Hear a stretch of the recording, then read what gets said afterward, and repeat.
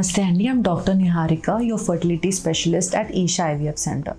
So అందరికీ నార్మల్గా embryo transfer అంటే కొన్ని భయాలు అవన్నీ ఉంటాయి. So let's discuss about the procedure of embryo transfer. ఆ తర్వాత what are the do's and don'ts after the embryo transfer. So embryo transfer రోజు మీరు ఏం చేయాలి? జనరలీ మీ రెగ్యులర్ యాక్టివిటీస్ చేసుకొని you can have your breakfast or lunch and మీ time ప్రకారం you have to come to the clinic. మీరు clinic వచ్చిన తర్వాత యూరిన్ సెన్సేషన్ వచ్చేంత వరకు బ్లాడర్ ఫిల్ చేశాక they will shift you inside the operation theatre. ఆ తర్వాత ఎంబ్రియోస్ అనేవి మీకు చెక్ చేసి మీ ఐడీస్, మీ నేమ్స్ అవన్నీ చెక్ చేసి ట్రాన్స్ఫర్ అనేది జరుగుతుంది. ట్రాన్స్ఫర్ జరిగిన తర్వాత చాలా మంది చాలా డౌట్స్ అడుగుతారు. ఫస్ట్ డౌట్ ఏంటి అని అంటే ఇమీడియట్ గా వాష్రూమ్ వెళ్ళిపోతే మా ఎంబ్రియోస్ అనేది కింద పడిపోతాయా అని చెప్పి. That is not at all true అండి. మనం ఒకసారి ఎంబ్రియోస్ యూట్రస్ లో వేసిన తర్వాత ఆ గర్భసంచి మూత అనేది క్లోజ్ అయిపోతుంది అనమాట. సో ఎంబ్రియోస్ బయటపడడం కానీ అలాంటివి ఏమీ ఉండదు. సెకండ్ థింగ్ మోస్ట్ అడిగేది ఎన్ని మినిట్స్ తర్వాత వాష్రూమ్ కి వెళ్ళొచ్చు అని చెప్పేసి.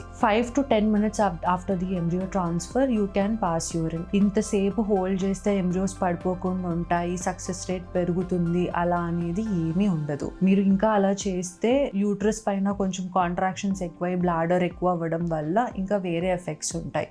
సో మీరు 5 minutes తర్వాత యూరిన్ అనేది పాస్ చేసి you can relax in the recovery room. Next thing, complete గా బెడ్ రెస్ట్ అవసరమా ఎంబ్రియో ట్రాన్స్ఫర్ తర్వాత అంటే నో.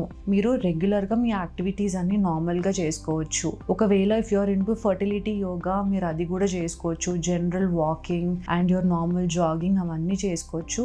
మెయిన్ థింగ్ మేము ఏం అడ్వైస్ చేస్తామంటే ఎక్సెసివ్ ఫిజికల్ ఎగ్జర్షన్ ఉండకుండా, హెవీ వెయిట్ లిఫ్ట్ చేయకుండా ఉంటే సరిపోతుంది.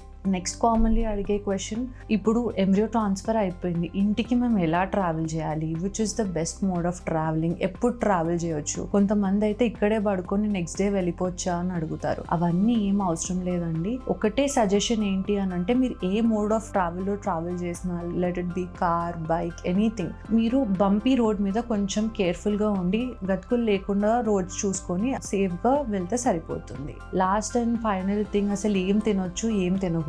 సో మనం జనరల్ గా అందరికి చెప్పేది you should always have a balanced diet అండి. Papaya, pineapple needs to be avoided. బయట ఫుడ్ ఎక్కువ తీసుకోవడము, జంక్ ఫుడ్ ఎక్కువ తీసుకోవడము, ఇవన్నీ అవాయిడ్ చేసి మీరు ఇంట్లోనే వాట్ ఎవర్ హెల్దీ ఫుడ్ మీరు ప్రిపేర్ చేసుకుంటారో, food rich in antioxidants, protein, fibre ఇవన్నీ ఇంక్లూడ్ అయ్యేలాగా తింటే సరిపోతుంది. మోస్ట్ ఇంపార్టెంట్ థింగ్ అండి, ఈ 14-day వెయిట్ పీరియడ్ అనేది చాలా మందికి చాలా స్ట్రెస్ఫుల్ గా అయిపోతుంది.